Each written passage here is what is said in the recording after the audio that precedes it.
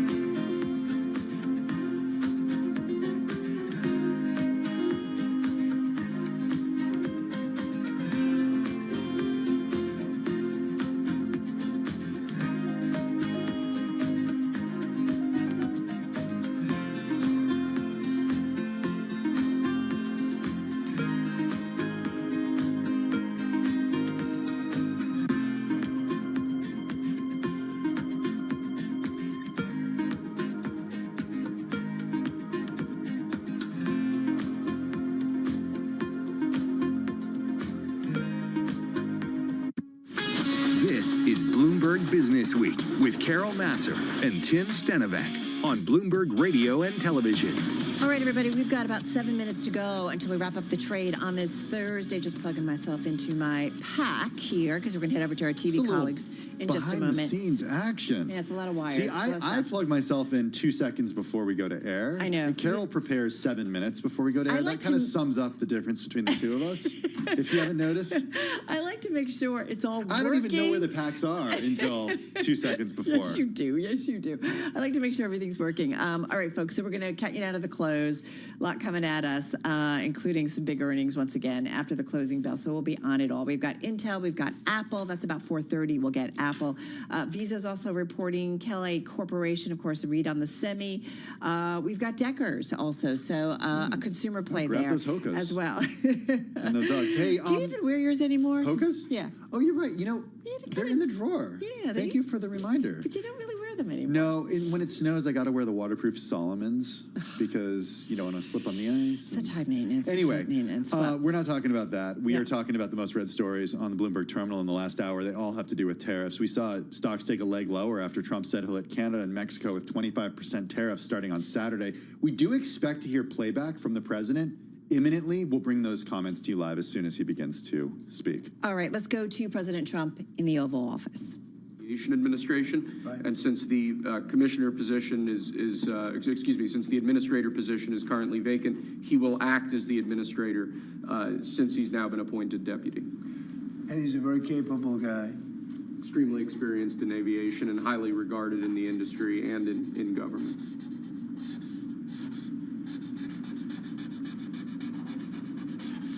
Okay. Thank you, sir. Thank you. Second, for your signature, we have a presidential memorandum titled Immediate Assessment of Aviation Safety. In light of the damage done to aviation safety by the Biden administration's DEI and woke policies, what this presidential memorandum orders is for your Secretary of Transportation and FAA Administrator, in this case acting FAA Administrator, to basically ensure that we are actively undoing all of that damage, that we are assessing how much damage was done, and that we're ensuring that people hired within the FAA, in keeping with your memorandum of January 21st, are only the most outstanding, capable people for the jobs that they're being hired into. In other words, competence. Yes, sir. Elevating competence over everything else instead of the DEI policies that were pursued by the Biden administration. I think everyone understands that. And Obama. Yes. Both of them. Okay, but Biden much worse. Not even a contest. What they've done is just crazy in so many other ways. Okay? Mr. President, to be clear, are you saying race or gender played a role in this tragedy? It may have. I don't know. Incompetence might have played a role. We'll let you know that. But we want the most competent people. We don't care what race they are. We want the most competent people, especially in those positions. And, you're talking about extremely complex things.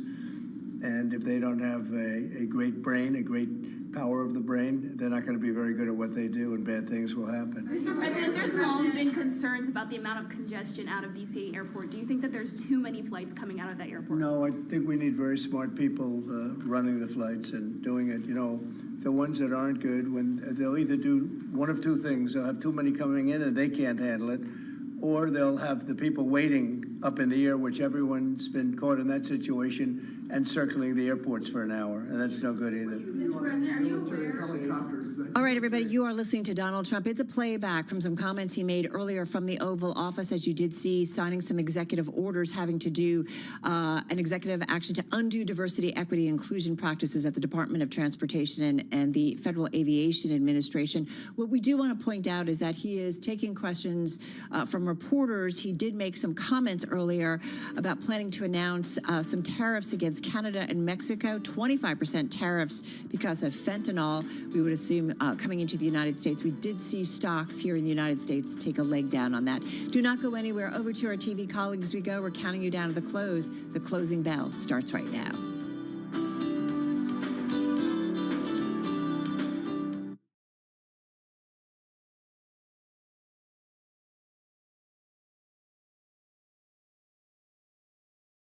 is going to look like at the end of the day. Yeah, and I was taking a look at this idea of kind of like, are people really coming in and buying the dip off that? I mean, NVIDIA's really been struggling to sort of regain that traction. But a lot of the Mag 7 names, and when we talk about this idea of sort of whether they were so highly valued that it wasn't worth buying. And again, you look at what Microsoft said yesterday. Yeah, they got killed, but at the end of the day, the cash flow was still there. Yeah. The profitability was still there. I know there's a lot of concerns about spend, and of course, the pace of growth may be potentially slowing in Azure, but we're still talking about a company, at least on their main cloud business, growing 30%. Also, in theory, if you wind up spending less, isn't that good eventually? Like if this is the top year of 80 billion, if it spend less later, that's good, right? You're not asking for logic in this market, are you? Yeah, sometimes it's confusing. All right. Speaking of. All right, we are moving closer to the closing bells. The S&P now getting a strong bid, up about 0.5% right now as we head towards the close. The Russell up about 1%.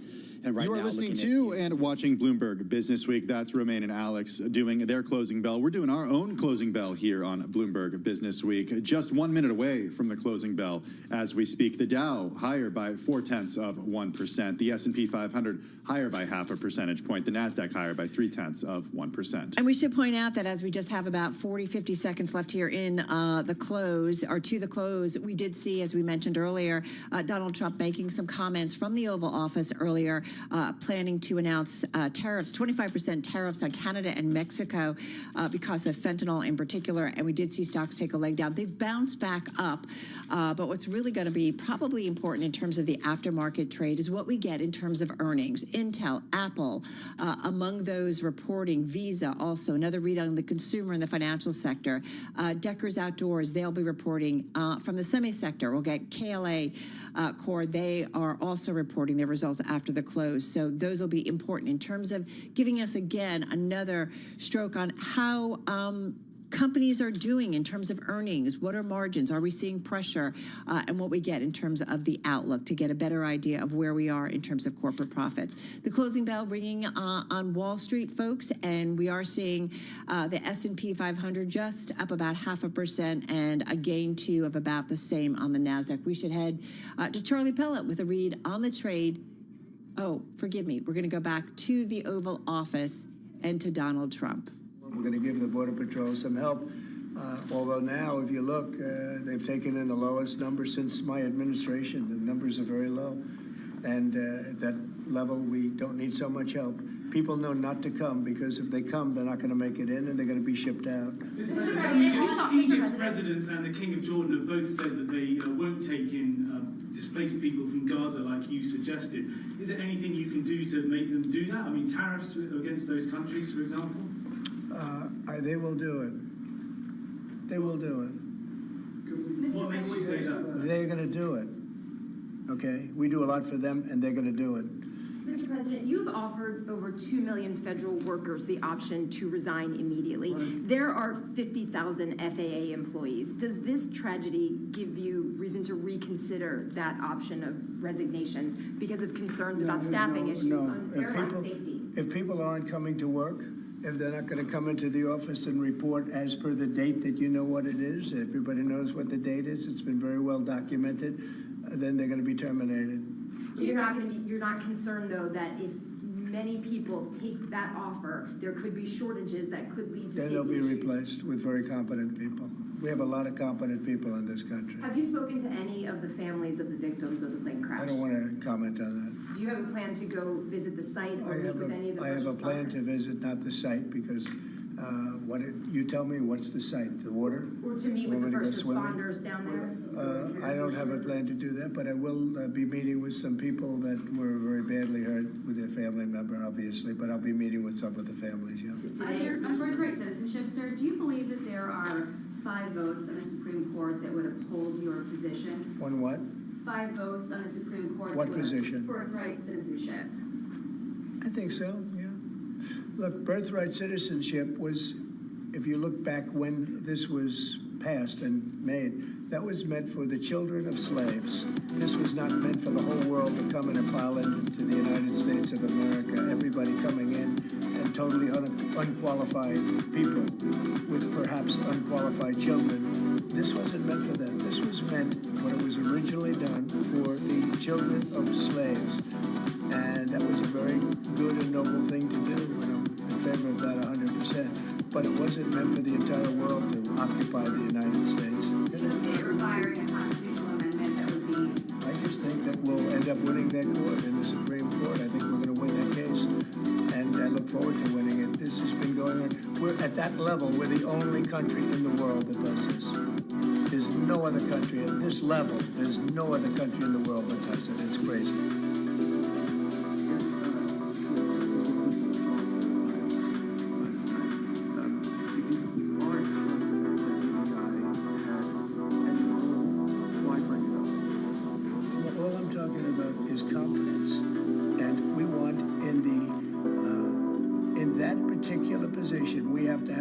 Competent people in our country, because we're talking about lives. Now, it may or may not have had to do, but I don't like the fact that the helicopter was at the exact same level as the airplane. The helicopter should have been 1,000 feet or 500 feet above it or something below it. The plane was at 300 to 400 feet, or the plane should have been stopped because the helicopter could have stopped. The plane can't be stopped, but the plane was on a schedule that was, it was along a track. They call it a track. And it's the same track that every other plane's used for many years. It was going down and landing. And the helicopter got in its way. And if the helicopter was higher or lower or stopped or turning left or turning right at a quicker time. I mean, it turned, but it turned when it was too late. A tragic story. So, I don't know, do you blame it on the air traffic controller too, in addition to the pilots? Maybe the pilot's fault, they should have seen it. I would have thought they should have seen it. Because it was a plane that was loaded up with lights, and everybody, you can see it from Kennedy Center, you can see it very easily. So, all I want is the most competent people in our country to be air traffic controllers. It's a very important position, and other positions too, by the way. We're not only talking about that, we're talking, but air traffic controllers, maybe in particular. They have to be brilliant with computers, brilliant with graphics. They have to be psychologically really, really smart. And, there are a lot of people that wouldn't be able to do that. Were there any signs of foul play? Tariffs on Canada and Mexico, 25%. That's coming on Saturday? That's coming on the 1st, Saturday. No oil tariff, no oil tariff. No, I don't. Well, I didn't say that. You said that. No. No. We may or may not. We're going to make that determination probably tonight on oil. Yeah, because they send us oil. We'll see. It depends on what the price is. If the oil is properly priced, if they treat us properly, which they don't. Look, Mexico and Canada have never been good to us on trade. They've treated us very unfairly on trade. And we will be able to make that up very quickly because we don't need the products that they have. We have all the oil you need. We have all the trees you need, meaning the lumber. We have more than almost anybody in those two categories. In oil, we have more than anybody, and we don't need anybody's trees. We have to free up some of the tree areas that we have. We have great lumber in this country. We have to free them up environmentally, which I can do very quickly. But we don't need what they have. And for us to be subsidizing Canada to the tune of $175 billion a year and subsidizing Mexico to the tune of $250 billion, $300 billion a year. And Mexico is a method of China sending in its product. And with China, I'm also thinking about something because they're sending fentanyl into our country. And because of that, they're causing us hundreds of thousands of deaths. So China is going to end up paying a tariff also for that. And we're in the process of doing that. We'll make that determination of what it's going to be. But China has to stop sending fentanyl into our country and killing our people. Mr. President, Israeli media has reported that conversations between Netanyahu's government and the White House have signaled that the U.S. may be about to pull its troops out of Syria. Have you made a decision to pull I don't know who said that. I mean, I don't know who said that, but we'll make a determination on that. We're not involved in Syria. Syria is its own mess. They got enough messes over there. They don't need us involved in everyone. Mr. President, was there a shortage of staff at the control tower at DCA last night? You're aware of? Well, that's part of competence right there. They shouldn't have that happen. Right there is what I'm talking about. Competence would be you're not going to have a shortage. But if you had the right people, you wouldn't need as many people either. do you know if there was a shortage last night or not? Or is I that don't still- know. No, I don't know. You're telling me something. Mr. President, you said earlier today that you had not spoken to Putin about this. When was the last time that you spoke with him? And has President Xi responded to your ask to help put pressure to end the war in Ukraine? I won't comment on either of them, but we're doing very well with regard to both. There are some reports that Xi might ask of you, in order to give that help, pressure to disavow potential Taiwan independence. Is that something that you would ever do? We never discussed it. You had said earlier that we would get more details about the victims on the plane. Can you give more on that now? I have a lot of details, but it's something that'll be released to you also at the appropriate time. No, I have the full details. There were a lot of young people potentially. Young people, great athletes, great skaters. Very sad situation from numerous countries. Okay. Thank you very much, everybody. Thank you. All right, everybody, that's been Donald Trump from the Oval Office taking questions after signing some executive orders. You can read about it all on the Bloomberg and at Bloomberg.com. We want to get to some earnings because we're seeing some stocks move here in the aftermarket.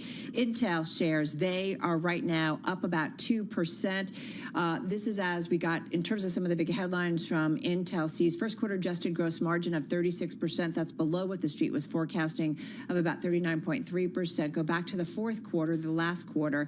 Revenues, that was a beat, $14.26 billion versus an estimate of $13.81 billion. And again, talking about first quarter revenues, some forecasts here, a bit of a range, $11.7 billion to $12.7 billion. And that, Tim, compares with the street estimate of $12.85 billion. But again, right now we're seeing Intel up about 2%. I know they also talked about in terms of some spending, right? And I think basically saying they will not be spending speculatively. So I feel like some of that plays to maybe some of the commentary we've had about the AI spend, maybe a rethink this past week. A reminder, too, they're also looking for a new CEO at this point to take over for Pat Gelsinger, who left at the end of last year. For more, let's go to Jackie Davalos. She's in our San Francisco bureau. She's been following this company and these numbers closely.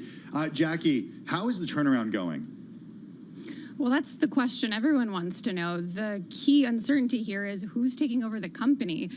You had some guidance from the CFO as to how the next quarter is going to look like, but not so much guidance on who's going to be taking the reins. And I think that's the big point of uncertainty. And if you look at shares, it's kind of a tepid response considering how much uncertainty is swirling around the company right now. But to your point, Carol, I think some of that optimism is coming in through the comments around spend. As you know, the former CEO, Pat Gelsinger, was ousted just last month, and big part of the reason for that was this inordinate amount of spending that the board perceived to be a drag on the company's performance. Now, we might not know who might be taking over, but what we do know is that next quarter, they're looking at revenue of about $11.7 to $12.7 billion. That's below estimates, but perhaps some of that optimism from the fact that they beat pretty well on their revenue figures for the fourth quarter is coming through. Yeah, it's interesting just looking through to some of the reporting from our own Ian King, of course, who follows the chip sector, and saying that, you know, again, what you guys were just talking about, investors and analysts waiting for the appointment of a new leader who will determine Intel's future. I mean, it's a big question.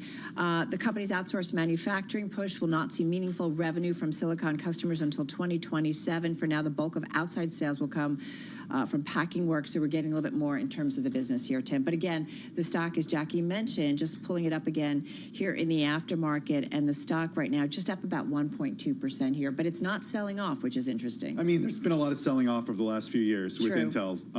To, you know, when you zoom out, of course. Jackie, the data center business certainly facing competition from NVIDIA and AMD. Their core business, PC processors.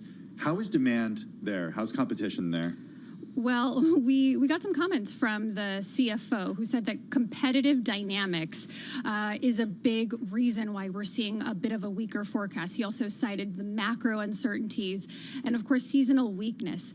But when we go back to those competitive dynamics, who is the competition? And Tim, you're absolutely right. Those AI accelerators are the big question for investors. Can they get in here and compete? Obviously, with the gold standard coming from NVIDIA, it's going to take a lot lot of work and investment to really chip away there. But in the meantime, they're also facing competition from their bread and butter in that processing, personal computer processing unit. You have AMD really coming in. And then, of course, on the outsourcing manufacturing side, Taiwan Semiconductors is also a pretty big player now. So they're kind of facing this competition from all ends, even, as we look at AI being this big opportunity for pretty much every tech player out there. Intel has really been struggling to make a name for themselves in the space. Just to rehash, Intel shares, folks, in the aftermarket up about 1.3%, going to the first quarter forecast, seeing revenue of $11.7 billion to $12.7 billion.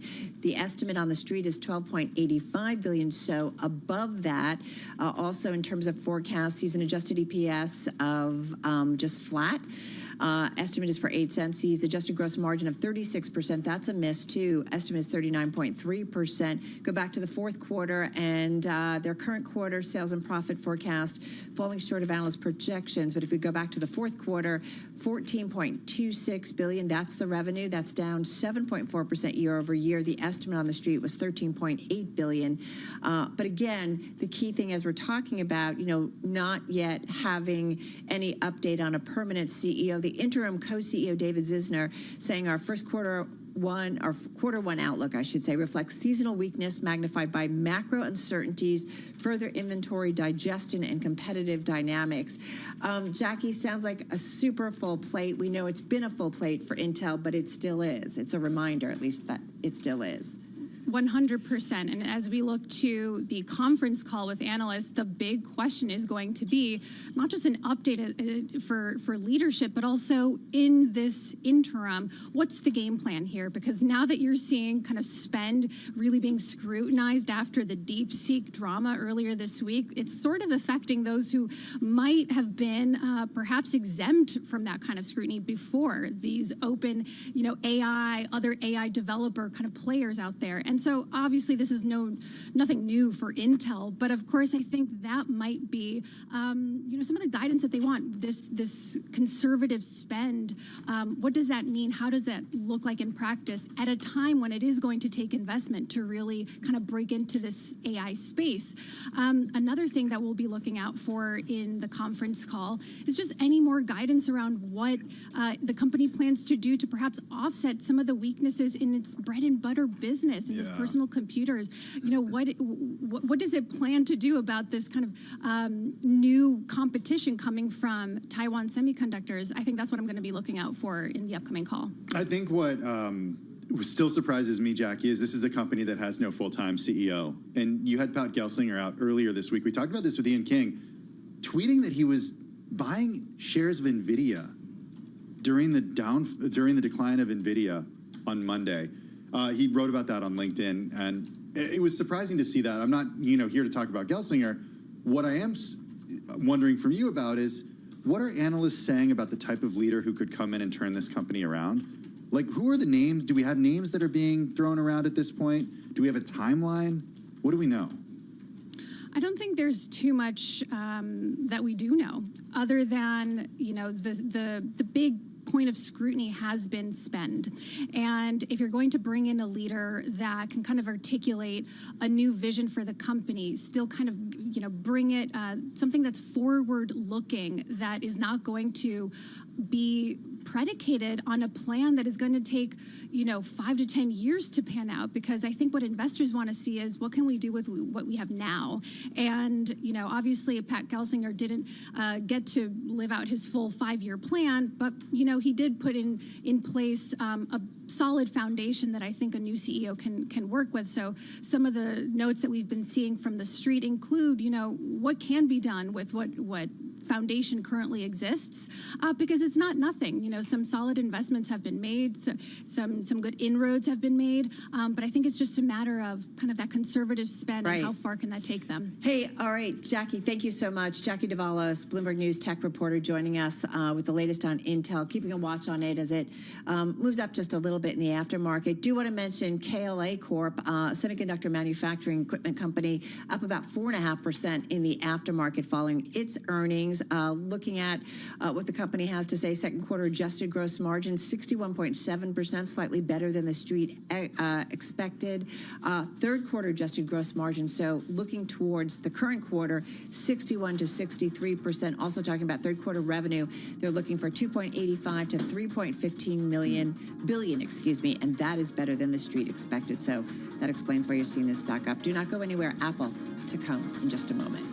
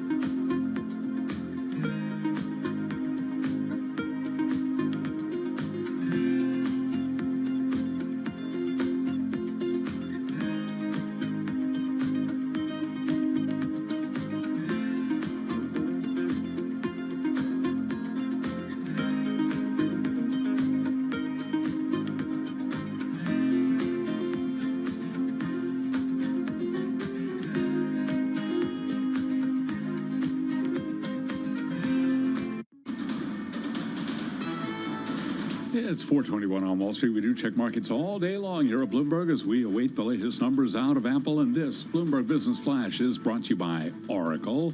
Attention growing businesses. Oracle's offering to cut your current cloud bill in half if you move to Oracle Cloud Infrastructure for new U.S. customers with minimum financial commitment. Offer ends March 31st. See if your company qualifies at oracle.com/Bloomberg. President Trump says he will follow through on his threat to impose 25% tariffs on imports from Canada and Mexico on February 1st, citing the flow of fentanyl and large trade deficits as among the reasons for his decision. Intel's current quarter sales and profit forecast fell far short of analyst projections, raising the stakes in the chipmaker's search for a new CEO in the midst of a challenging turnaround. Intel today did advance by 1.9%. As for what's next for Intel, Jackie DeValos follows tech for Bloomberg News in San Francisco, and she was a guest right here on Bloomberg Business Week. As we look to the conference call with analysts, the big question is going to be not just an update for leadership, but also in this interim, what's the game plan here? Because now that you're seeing kind of spend really being scrutinized after the DeepSeek drama earlier this week. And again, after hours, we do have Intel shares up now by 1.7%. Also reporting moments ago, Visa, it reported adjusted EPS for the first quarter that beat the average analyst estimate. Stocks higher today. Was a volatile final hour of trading, but the S&P closed 32 points higher, up 0.5%. The Dow up 0.4. NASDAQ up 0.3%. 10-year 4.52%. The 2-year 4.21%. For on-demand news, 24 hours a day, subscribe to Bloomberg News Now, wherever you get your podcasts. I'm Charlie Pelleton. That is a Bloomberg Business Flash. All right, Charlie, thank you so much. You're listening and watching Bloomberg Business Week. The earnings continuing to come out. We are awaiting Apple, which is set to report in just about 7 minutes at the bottom of the hour, 4:30 p.m. Wall Street time. So as soon as they cross, we will bring them to you. A reminder, the company will report for the quarter despite some headwinds stemming from China, the slow rollout of in-house AI features. So there's a lot coming at us when it comes to Apple in particular. A lot coming at us when it comes to the whole tech sector this week. Angelo Zeno is Senior Equity Analyst over at CFRA. He joins us from New York City. Angelo, I do want to start with Intel because they just came out. Certainly a big part of the semi sector, but they're also going through, of course, some changes, waiting for a new CEO, a new leader, a new way forward. Initial thoughts on Intel? Yeah, no, thanks for having me. So, you kind of look at the results overall, and I would say they were okay. I mean, as far as the results were concerned, I think earnings about 13 cents, sales were down 7%, roughly kind of in line where we were expecting. I think as far as the guidance is concerned, it was definitely on the lighter side of things.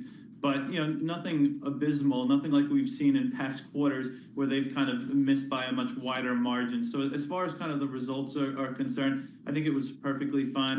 Within kind of, segments wise, I think the client computing group, which is kind of more their PC business, was down about 9%. And then when you kind of look at their data center business, down about 3%. Again, I mean, it was kind of where we had expected largely. So, yeah, I mean, I think it's one of those situations where this company is kind of just kind of going through the motions, and we're just kind of waiting to see kind of who that next CEO is going to be and what they have to say on the call as far as kind of cost cutting is concerned here in the intermediate term. I could have asked you the same question that I'm going to ask you, Angelo, anytime over the last 3 years.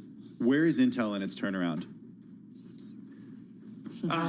It's a tough one because they continue to have to kind of restart in terms of where they're at. I mean, and it's typically because of the fact that they haven't really kind of given the existing leadership team enough time to kind of watch their vision to really come to fruition. I think right now where we're looking at is you need a new CEO. I think when you kind of look at their core business, it's really kind of under attack, right? On the PC side of things, you hear things like, ARM looking to take half the market on that side of things. You got kind of greater competitive pressures going on there. You kind of look on the data center side of things. They don't have the right offerings there. I mean, CPUs are kind of a thing of the past at this point in time. And you've got, these hyperscalers out there kind of rolling out their own CPU offerings. So it is a very difficult time for Intel at this point in time. There's really kind of no direction. You need that direction. So the faster you get a CEO, the better.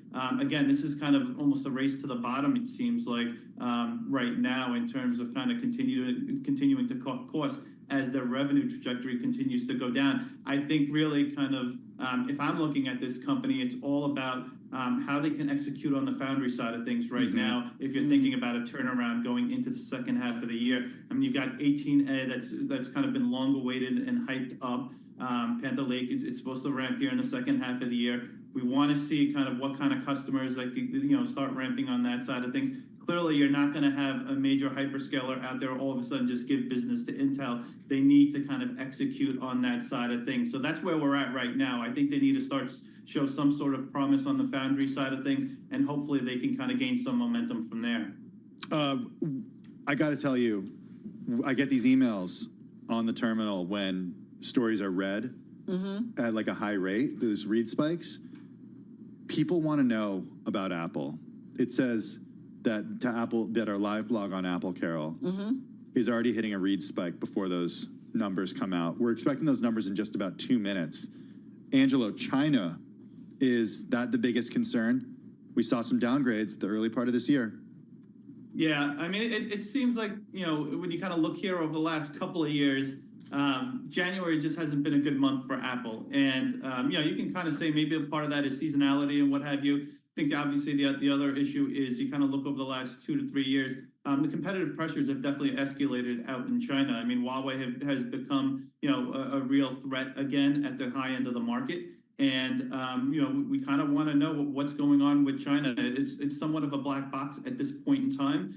And you kind of look at some of the sell-through numbers that have been posted, specifically by the Chinese government here late in the year. The numbers don't look good. And I think most people realize that. Most investors are kind of going into these numbers knowing that China, or expecting that China is not going to be good. The question is, how bad is it? Are we kind of going to have to deal with some sort of excess inventory situation where they're going to start discounting more than we expect, and it's going to look like an ugly March quarter in terms of the guidance? I think that's at this point what we're looking at. But in terms of the biggest risk kind of going into the print here, and as far as the March quarter is concerned, it's absolutely China. And we also know as far as the March quarter guidance is concerned, it's going to be somewhat on the weaker side of things because of the Forex uncertainties. Angela, we're just about 40 seconds away from those Apple earnings. Stock's down about 5%. We know it's been lagging some of its tech brethren, if you will. Question is kind of what's next for Apple? What could they say today that might give some indication of what's next? They've started to give some clues. Just got about 20 seconds here. I think the hope is you get a better than fear type number, really, on China. I think that's kind of the big thing. And then, of course, on the services side of things, you want to make sure that that's running on all cylinders. We're going to hopefully continue to get double-digit growth. And I think if you can kind of get those two kind of things running, I think that should be enough as far as kind of where the stock is at and the pullback that we've seen. All right, folks, we're talking with Angelo Zeno, Senior Equity Analyst over at CFR Research. He's going to stay with us as we get ready for those Apple earnings, and they are crossing. So let's go through some of the numbers. First quarter revenue, $124.3 billion. That is just a hair better than what the street was expecting. $124.1 billion is what the street was looking for. Products revenue, $97.96 billion. That's up about 1.6% year over year. Tim, that's a little bit light. $98.02 billion. You break it down, iPhone, the all-important iPhone number, $69.14 billion. That is down year over year. Estimate was for $71.04 billion. And then you keep going down. China revenue, big miss there. Estimates for $21.6 billion. That came in at $18.51 billion. Wearables, home, and accessories coming in just shy of estimates. Mac revenue coming in above estimates. iPad revenue coming in above estimates. First quarter products revenue coming in shy of estimates. But Carol, what we're talking about right now, iPhone revenue coming in light, $69.14 billion versus estimates of $71 billion. And that China number, significantly lower than analysts wanted to see, coming in at $18.51 billion. Apple also maintaining its cash dividend of 25 cents a share. I should say the stock has been bouncing around in the aftermarket. We've seen it up about 1% right now. It's just up about 0.6%, up 0.5%. Angelo Zeno, come on in. Initial thoughts on the first headlines off of this earnings release. Yeah, I mean, I think this is kind of a situation where, execution was, I think, as good as you could have asked for. I mean, as far as the top line is concerned, roughly in line. I think the expectation, again, was about, 124 billion. So you're looking, what was it, maybe 3.8% or close to 4% growth, let's call it, as far as kind of on a year-over-year growth rate. And I mean, I think Tim kind of highlighted the iPhone numbers were definitely a disappointment, and the China numbers. So it's definitely a China iPhone problem as far as the quarter is concerned and why we missed. And again, the expectations going into the quarter was it was going to be a challenge. And the fact that they had been able to kind of navigate and still meet the numbers despite those issues, I think kind of helps maybe de-risk the stock at least when you kind of look at the numbers this quarter. I mean, we'll see what the March quarter guidance is going to look like, but my guess is you're going to continue to see the further weakness on the China iPhone side of things. Angelo, how much of the iPhone miss can you attribute to China? Is the iPhone miss just a result of China?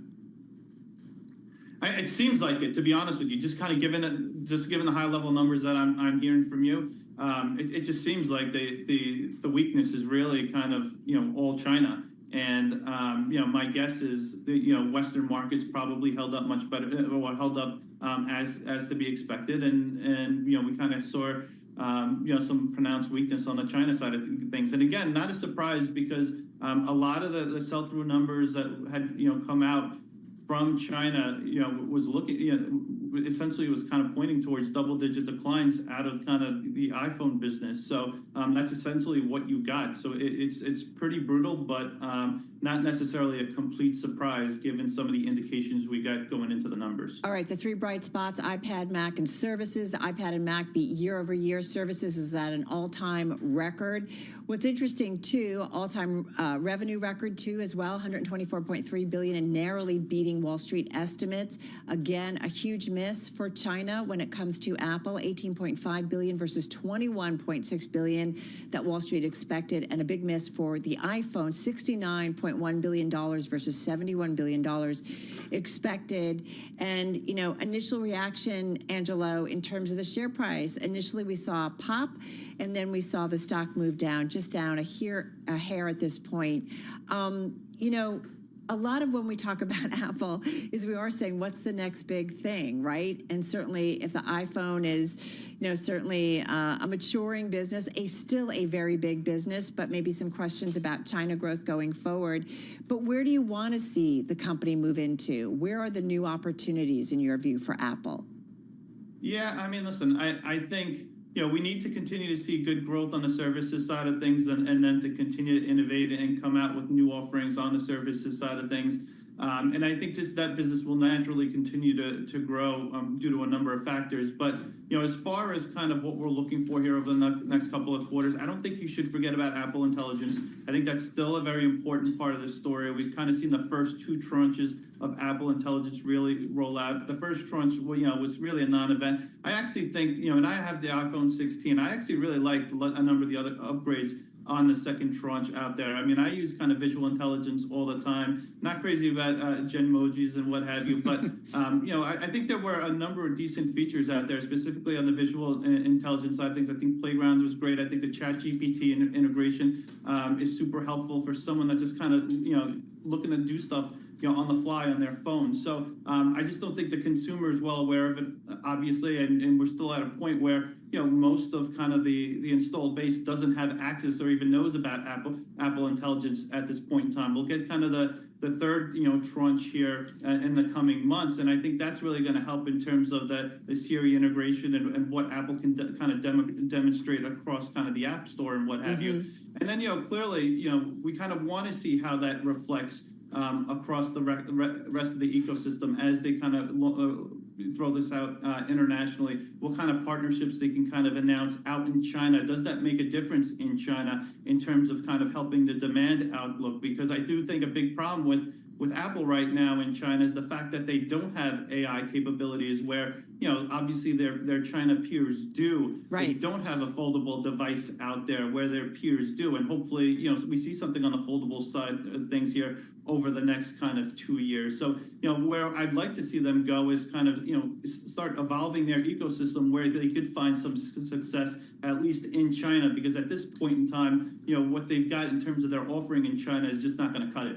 All right, going to leave it on that note. Angela Zeno, he's Senior Equity Analyst at CFR Research, joining us in New York City. Do want to mention Tim Cook in the earnings release and the statement called it the company's best quarter ever at Apple. He also said, through the power of Apple Silicon, we're unlocking new possibilities for our users with Apple Intelligence, which makes apps and experiences even better and more personal. We're excited that Apple Intelligence will be available in even more languages this April. So Tim certainly choosing to highlight that. We should point out Apple shares, though, after an initial pop right after the earnings release here in the aftermarket, are now pretty much flat. Yeah, no mention of China in that statement, which certainly will be a focus of investors on that call when it does begin in just a few minutes. It's certainly a focus for Caroline Hyde. She's a Bloomberg Technology co-host. She joins us here in the Bloomberg Interactive Brokers studio.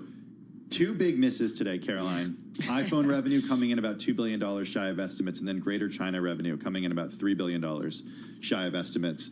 Does Apple need to change its strategy in China, or do investors need to adjust their expectations about China? Do we need to get more comfortable that they're selling fewer phones but at a higher average selling price? And I think that's perhaps where they're trying to educate people towards. Is that in China or is that everywhere? In China, well, I mean, it feels like everywhere, but we do still have the slightly cheaper phones that are available in the US, but we don't have the rampant sort of competition that you do have with a Huawei and with some of the local operators that are in China that are just managing to produce far more sophisticated phones at a much lower price point. And also there's some national patriotic fervor that's going on and wanting to buy your locally made phones. So they have been educating us, and I think Counterpoint Research, for example, front run the fact that they're going to have had a dismal general amount sold, 18% reduction, they thought, in terms of phones sold. But if the average selling price is picking up, you're not going to be hurting quite so bad. But look, ultimately, we've seen it's a big miss. They're growing in every region outside of China. Even the Americas, Japan was pretty good, but really China has been that real weak point. And we have to perhaps see that the company is just going to try and retrain us to think about them as a services company, as an Apple Intelligence company. And look, with iPhones missing as well, maybe we have to start to think, is this really always going to be the juggernaut we thought it was? What about Apple Intelligence, right? We have certainly heard so much from the company, Tim Cook singling it out also on the release and in a statement. So how is the world thinking about Apple Intelligence and its opportunities? I mean, as far as, I mean, of course I want to have a fun a Genmoji, but ultimately, am I going to be upgrading my phone for that? No, I'm probably going to upgrade it to an iPhone 16 because my darn camera is broken and I want to get a better camera and I want to get a slimmer phone, but I wouldn't have gone for it for Apple Intelligence, largely because, look, I can integrate Google and upgrade there and have it magicking my emails and making life a little bit more sophisticated there. And compared to Samsung, it is not able to innovate in the way that Samsung's adapted to Alphabet's offering. OpenAI, though, I think the winning formula for Apple Intelligence going forward is that it hasn't spent billions on its own large language model. It's got in bed with OpenAI, and OpenAI is probably going to have to get a lot cheaper because of what's happening with DeepSeek. Caroline H., have you been watching Severance? No, I haven't. Okay, well... I'm too busy on the Jackal, the Day of the Jackal. It's a huge investment by Apple, huge marketing push. Services revenue, a bright spot for the company. Yes. Coming in at $26.34 billion, estimates for $26.1 billion. I bring up Severance because that's part of the services category. This is a high margin business for Apple. The services I'm not sure TV category. is. Not sure TV is, but the services category. Yeah. Does services growth and strength ever offset weakness in China or from iPhone? Well, I think it's interesting then, the new CFO, who has just taken on the role, he's a long-time Apple executive, but he's just taken on the role in January, is really talking up about sort of the installed base, because that's where they want you to think. The amount of Macs, iPads, phones that we all own. They say that we now have an installed base of active devices that reached an all-time high across all products and geographic segments. Suddenly the services spigot wheel just flies. And then when you're getting into payments, when you're getting into interoperability, of course, services just becomes ever more necessary for them. I mean, I probably pay Apple more each year between you cloud, know, memory, exactly. cloud, Yeah, cloud. But what about the App Store? I do wonder, with some regulatory perspective. Good point. We heard it from Microsoft yesterday. Well, was it Meta yesterday singling out EU? But how much they're going to have to change the business model when it comes to the revenue they can just skim away from an App Store when it think about how it's treating its own consumers and whether we're being fairly treated across the board. I mean, what do you want to know and what do you want to hear from them on the call? Is it just China or is it other things? I think, what is your next big innovation? Is it about the home? Because look, the Vision Pro looks cute, but are we all spending thousands on it? No, it hasn't been the R&D winner for them this yet. But it might have spin-offs when they can tell about how much they've iterated there to bring it to what they're going to do with the home, the video screens, the robotics we're going to see, how they can become ever more integral. We need another winning product. It wasn't cars, the Vision Pro, not yet. But what about 2025 as some new unleashed hardware? I'm amazed they're not more entrenched in the home. I mean, I know in my home, it's such an Apple household, but it's not. But we're a Google home household too. We are too. And so I'm kind of amazed that they have kind of waited so long to get into the home market. Yeah, I mean, it would be certainly, that would be an interesting product category from them. What about something more akin to Meta's glasses that we spoke about yesterday? And if they were to come out with something that is less Vision Pro Oculus and more sort of like low-profile Ray-Ban. Because that was the irritation for many, was it? The fact that you've basically got a huge battery connected to you and it's just so hard to move around. The tried and tested formula of Apple is let everyone else play and then you come in and win the day with something beautiful, sleek, and everyone jumps on board. So maybe that is the winning formula for the home, and when it will be for glasses and they'll start to dabble in. I mean, Tim Cook's got a nice pair of glasses. I wonder if he wants to start making them. And we suit you down to the ground, Tim. But I do think that they're always going to be slightly slower off the mark, but then come and bring in they haven't got a foldable phone yet. Look, Samsung has plenty on the market. Everyone's been wanting to get a smaller form factor, but they're just waiting until they can perfect so you don't get a crease in it. So I do wonder whether it's just going to take a little bit of time. You know, we have talked with market guests about just how the overall market here in the United States is so overweighted to some of these big tech companies. And I am curious, though, they are important, right? When you look at kind of the numbers that they bring in. How are 24 billion? I mean, it's just extraordinary. Like, even when we say, it's extraordinary. So how are you thinking about this week of some of these big tech names and the results that we've had? I think they've done all right, considering Monday and the DeepSeek whiplash that we had. And I thought the spend would be so much more under consideration. But I think Satya, even though Microsoft saw a big hit today, Satya managed to sort of thread the needle that, look, we're already offering R1 on our Foundry, AI Foundry. Come to us, find the best models. We'll also be able to, we have our issue is supply. We've got to continue to invest. So they managed to vindicate the spending. I think Meta did a phenomenal job at just talking up with such pompous, like grandiose ideas that won everyone over. Elon Musk did the same. The fact that actually the numbers look pretty ugly, but he's so optimistic about Optimus, he's so optimistic about FSD that we managed to be blindsided by the idea that actually the plans are there, the money is being well spent, and we're still committed to these companies. So ultimately, I think they've managed to navigate a pretty rocky period. Apple, the fact that it's flat. Microsoft's been really the only real pain point here. ST Micro had another problem over in Europe as well. I look towards Alphabet and Amazon. Can they vindicate the amounts of money that they're going to have to spend? I'm not going to put words in Mark Gurman's mouth, but he spent plenty of time over the last few months on our program really criticizing Apple for its AI. Its analysts. He loves to criticize the analysts on it too. The foray into AI. And, you know, a question about slow-rolling AI and to what extent this actually is something that's not just incremental, but is actually meaningful. When do we start to see Apple Intelligence really flourish? I think they're signaling in even the press release saying that more languages are coming in April. We will be making it further integrated. It's also interesting when they bring these things without us even knowing, like the news that they brought Starlink and the fact that we can now use they just hide in these little operating system upgrades. To my husband this something morning. quite exciting. So has Apple publicly acknowledged that? I know Mark Gurman reported that it was going to happen. I think T-Mobile CEO came on and talked about it, and it's just that ultimately they do slow roll. They don't they realize that They need to speak to the investor base about intelligence. They're going to talk about how they're really managing to infuse it in a more seamless manner. But to you and I as a consumer, I think they just don't want to stress test it too much. They want to slowly have us naturally absorbing it and making our life simpler and simpler. But thus far, like a little summary of my email hasn't changed my life all that much. Yeah, exactly. I just want to remind everybody that we do see Apple shares fluctuating in the aftermarket. Apple, as our Mark Gurman reports, posted sales that were slightly better than analysts estimated, even as the iPhone and sales in China were weaker than anticipated. Caroline just talking about that revenue number. It did rise 4% to $124.3 billion in the fiscal first quarter.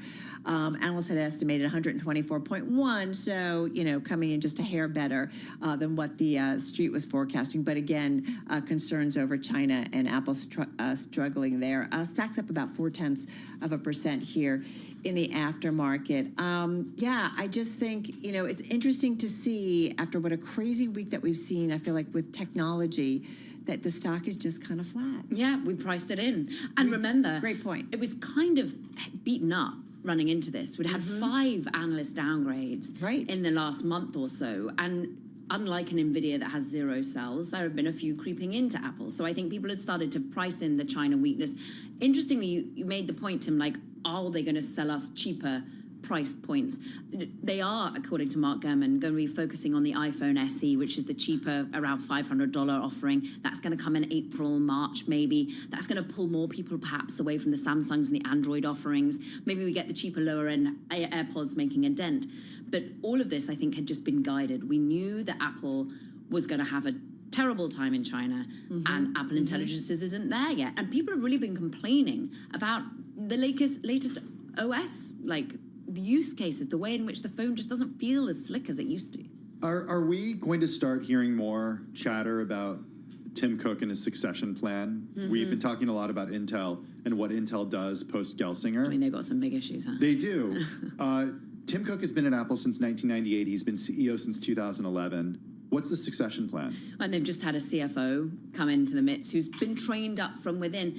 I don't think that anyone feels that Tim's going anywhere soon. He navigated the first Trump administration so swiftly and seamlessly, worked well to be able to protect his business that, of course, is so dependent on China, not just from a selling perspective, but it's more from a production perspective. What do tariffs mean for him? So I think in this next administration, I wouldn't ever bet that he's going to hand over the baton anytime soon. But I think that is a key question that people are going to be asking. Who from within has been groomed up? Because remember, they lost a lot of talent as well. Johnny Ives left, and a lot of people seem to move from the engineering, the product development side of things. All right. Fascinating stuff. Caroline, thank you. Thank Again, you. second day, like making Always. sense of all of the big tech earnings. As we said, Caroline Hyde is co-host of Bloomberg Technology on Bloomberg TV. Catch it. They'll continue coverage of all the earnings this week. That'll be at 11 a.m. Wall Street time tomorrow on Bloomberg TV. Right now, Tim, Apple shares just down about 0.25%. All right. Look at this. Wearables, homes, and accessories was the other miss among Apple product categories. We know already the Vision Pro is doing little to nothing to help there. This is from our own Mark Gurman, writing that, well, Apple only released 1 new Apple Watch versus its usual 2 or 3 during the quarter. He also noted that the new low-end AirPods and hearing features for the AirPods Pro are quite compelling technology-wise, but clearly not commercially enough to grow the overall category. Just a quick check on those NASDAQ 100 E-mini futures here in the aftermarket. They are just up about 0.4%. So, man, pretty mellow here. As Caroline mentioned, though, we've got some big ones still coming our way next week, and that is Alphabet and also Amazon. So we'll see what they have to say kind of about this environment. All right, do not go anywhere. Something going on this weekend, a recognition of the music industry. We'll get to that when we come back in just a moment.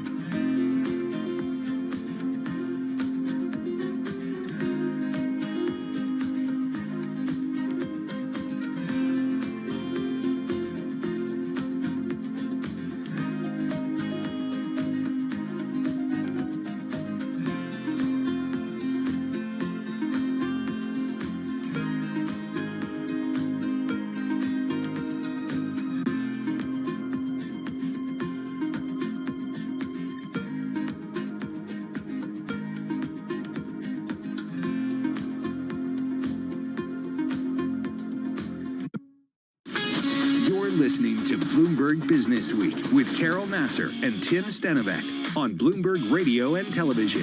All right, everybody, getting ready to wrap up on Business Week. To the Grammys, though, that are this weekend, taking place in the Crypto.com arena in Los Angeles. 94 categories in the music industry recognized. It is billed as music's biggest night, and it will be an evening with an additional focus to raise funds to support relief efforts and aid music professionals impacted by the wildfires in Los Angeles. We're delighted to have back with us Harvey Mason. He's CEO of the Recording Academy. It's the organization behind the Grammys. He's also a record producer, songwriter, and film producer. He joins us from the Crypto.com arena.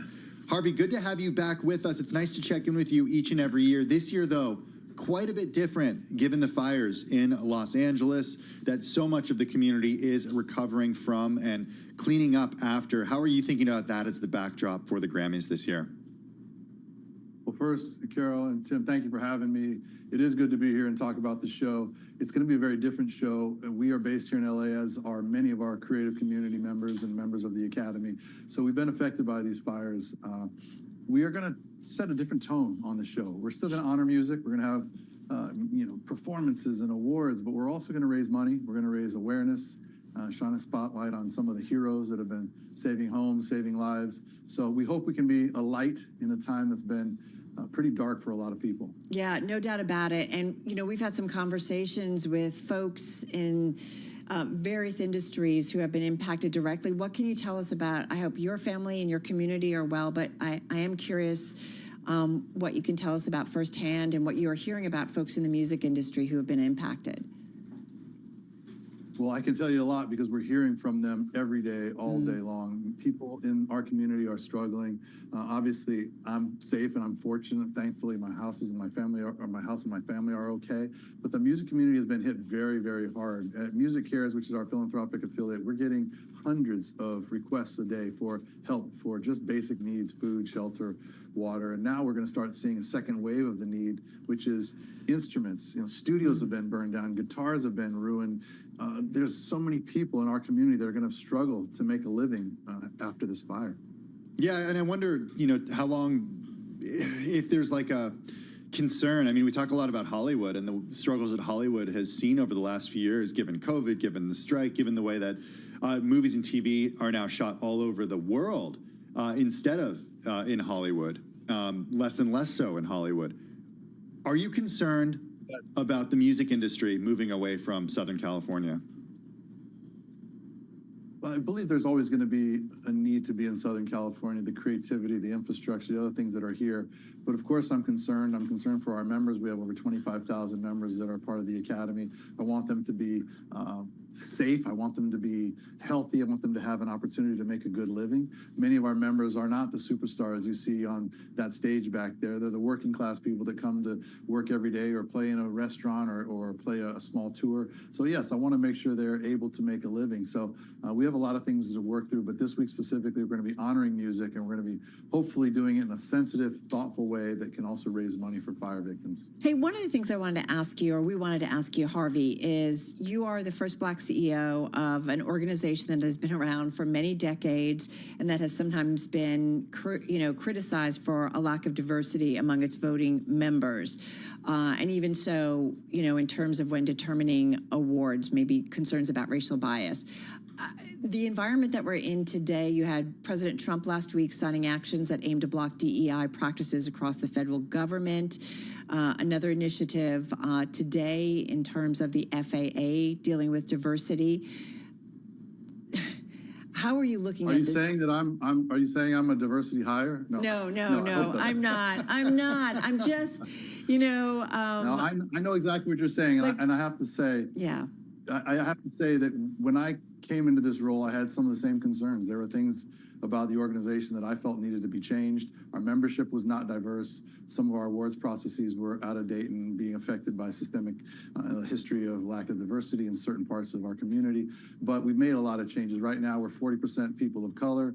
And I think it's really relevant as it relates to music and to the Academy. It's not performative. The people that are making the music and the genres that are popular and the consumption habits are very reflective now by our membership. Our voters are now reflecting who's making music, which genres are popular. And I guess what I wanted to ask you is that to have this come out of the federal government by the leader of the free world, the President of the United States, looking to block DE initiatives in government, what happens in your community? Do things change, or do people continue to focus on the importance of diversity? Do they continue to stress it, I guess, going forward? I'm not sure what everyone else is going to do, but we are going to continue to stress it because it's relevant, applicable to our industry. Music is very diverse. Creators, artists, people who make this magic, this music, come from different parts of the world, different types of people, different races. So for us, it is important, and we can't hope to evaluate music, and that's what we're doing. It's very subjective. We can't evaluate music without having a wide spectrum of opinions and thoughts and beliefs. So for us, diversity is always going to be very, very important. Totally agree. It's what we love about music. Hey, Harvey, just got about 30, 40 seconds left here. What are you looking forward to at the Grammy Sunday? Oh my gosh, there's so many things. And if you could see right behind me, the stage is absolutely beautiful. We're going to have incredible people together. We're going to have a chance for our music community to really come together. It's going to do good for some financial reasons, but it's also going to do good for the city of LA. Resilient nature of music is going to bring the city back and at least help to bring it back a little bit for 3 hours at least. And then it's going to be just time for the community to hug and share stories and maybe have some emotional moments together, because it has been a trying time for all of us. Yeah, and a tribute to Quincy Jones when you think about the music industry as well. Somebody so obviously connected with it. We wish you well in all the efforts on Sunday. Harvey Mason, CEO of the Recording Academy, and be sure to check out the Grammys this Sunday. You can catch it on CBS and across Paramount Plus, right, on streaming. That's going to do it for us. Tim and I. Have a good and safe evening, everyone. Balance of Power starts now.